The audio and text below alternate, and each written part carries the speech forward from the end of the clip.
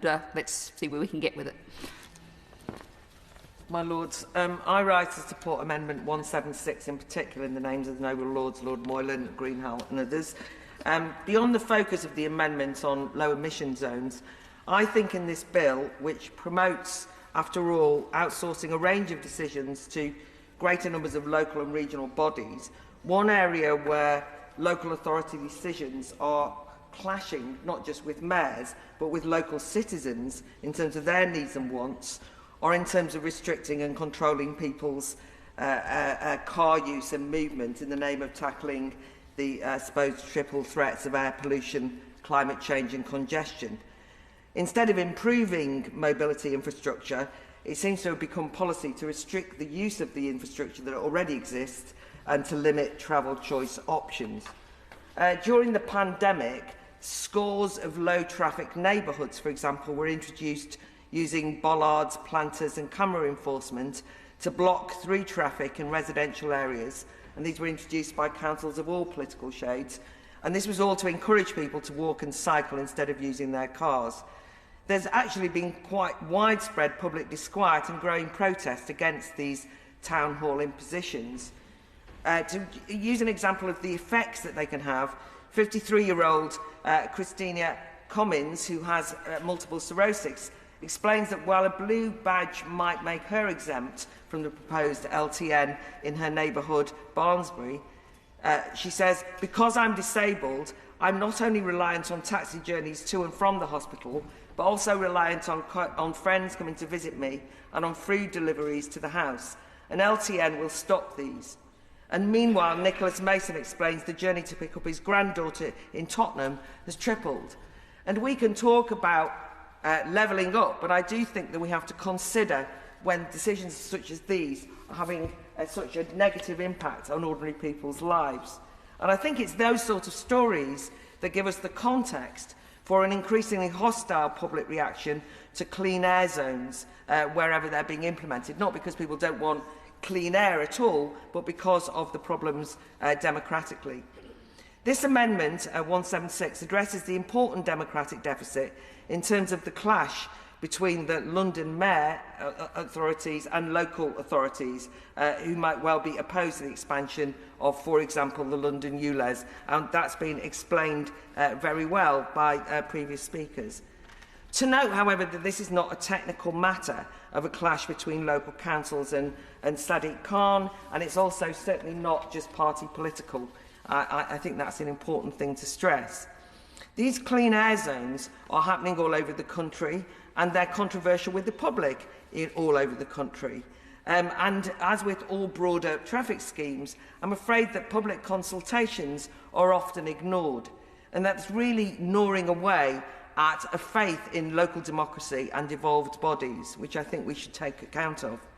This tussle between whether individual boroughs need to give TfL permission to install cameras or allow roads to be charged and so on, whether the Mayor has the right to overrule dissent and force unpopular decision on residents in a wide range of boroughs, I think does need to be addressed in a bill that is proposing more mayoral powers and more devolved bodies, because I do think that faith in local democracy is at stake.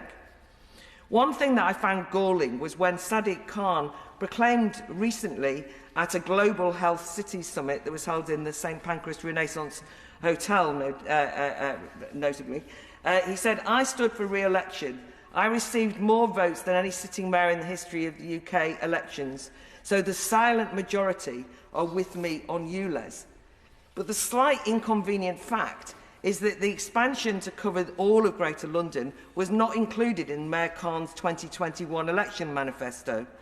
We also now have a legal challenge after it's emerged that the Mayor's officials secretly ordered hundreds of number plate reading cameras worth 15 million in April 2022, and that was a month before 60% voted to reject the ULEZ expansion in May. And this is after accusations of voter gerrymandering, where, for example, 5,200 votes from those supporting the Fair Fuel UK campaign weren't even counted. So I don't think there's any wonder that people feel these traffic schemes are accompanied by sham consultations And as this whole bill is dependent on saying that this is giving ordinary people more control, I think we need to consider the consequences of those who consider that they know better ploughing ahead regardless. There's then the embarrassing recent revelations about the Birmingham Clean Air Zone that actually show, again, that it's not party political, because I note that that Clean Air Zone was championed by the Conservative Mayor there, Andy Street. We now know that 1 in 20 or up to 50,000 fines have just been successfully challenged, and the council has backed down and scrapped penalty charge notices after motorists just refused to pay because they believed the fines were unfair, and that was only to the end of 2022, and a further 20,000 fines have not even been pursued by the council. Despite this, the council still expects to make a whopping £50 million profit by the end of 2023. At a local rally in Birmingham last week, organised by local campaigners and the campaign group Together, this was denounced as a stealth tax. Birmingham City Council, however, justifies these profits, and all of these zones are justified by saying it's about improving air quality in the cities. In London, Sadiq Khan boasts that his ULEZ requires vehicles to, quote, meet the toughest emission standards enforced in any major city in the world, and claims that 4 million people now breathe cleaner air, that toxic air has been reduced by 50%. And indeed, the Mayor has a forthcoming book out called Breathe, to help create a world where we can all breathe again. TfL's Director of Strategy and Policy goes further, claiming thousands of Londoners die prematurely each year as a result of toxic air, that it causes children to grow up with stunted lungs and increases the risk of dementia. I'm afraid that there's a danger here that we end up with scaremongering misinformation in order to justify these clean air zones. Using government statistics, between 1990 and 2008, PM10 has declined by 53%, black smoke emissions has declined by 85%, carbon monoxide by 69%, nitrous oxides by 49%, methane is down 53%, and lead down 98%. So, of course, we all want clean air, but we don't want fear-mongering. And I think that there's a danger that distorting the data and the evidence to justify political behaviour change and amass money for municipal coffers is a real threat to any faith in democracy that this bill is, I thought at least, trying to promote.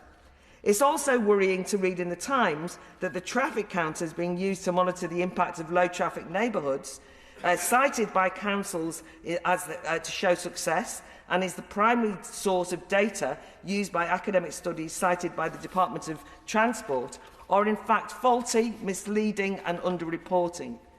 Yet on this sort of dodgy evidence, those paying the cost are those who can least afford it. The London Mayor's Office will pocket £400 million a year by expanding ULEZ, but this is a raid on household budgets. And to note, in this levelling up bill, it is those on the lower end of the socio-economic spectrum who are less likely to be able to upgrade their vehicles and far more likely to own older vehicles.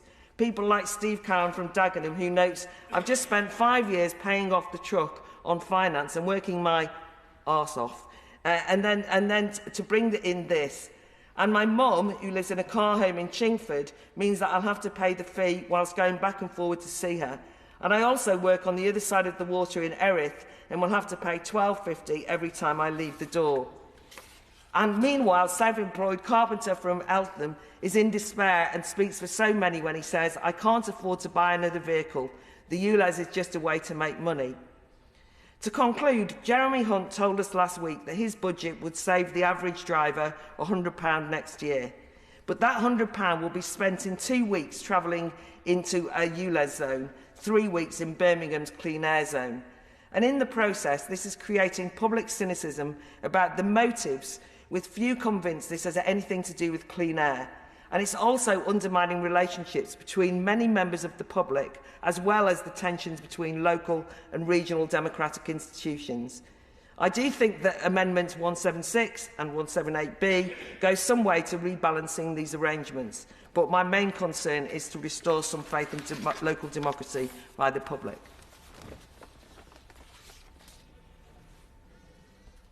My Lords, just briefly